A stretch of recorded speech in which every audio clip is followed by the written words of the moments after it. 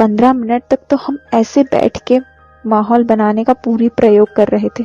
हमारा यह राउंड लगभग 40 मिनट तक चला और फिर अचानक वो उसके बाद खेल खत्म हो गया।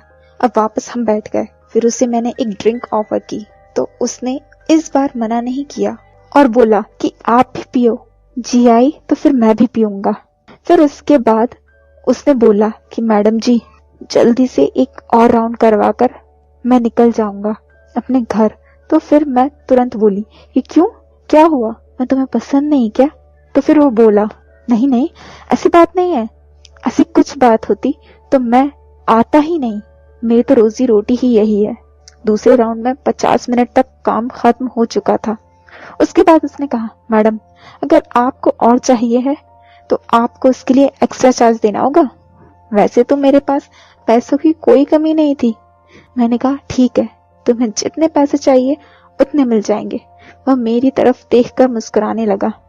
उसे पता था मैं झट से उसकी बात मान गई।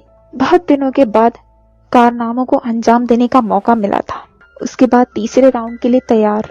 20 मिनट के बाद ही मैं थक गई थी। उसके पैसे देने के बाद मैंने उसे वापस जाने के लिए कह दिया। जब सुबह ही उठी तो बॉडी पेन था। सुबह के 10 बज चुके थे।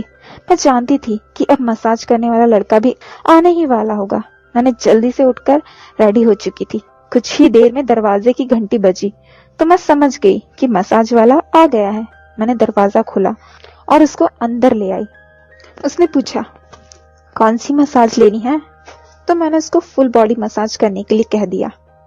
मालिश करवाने के बाद मैंने उसको पैसे दिए और वापस भेज दिया। मालिश करवाने के बाद मैंने सोचा कि क्यों ना कुछ देर पूल में जाकर स्विमिंग ही कर ली जाए। स्विमिंग पूल में चली गई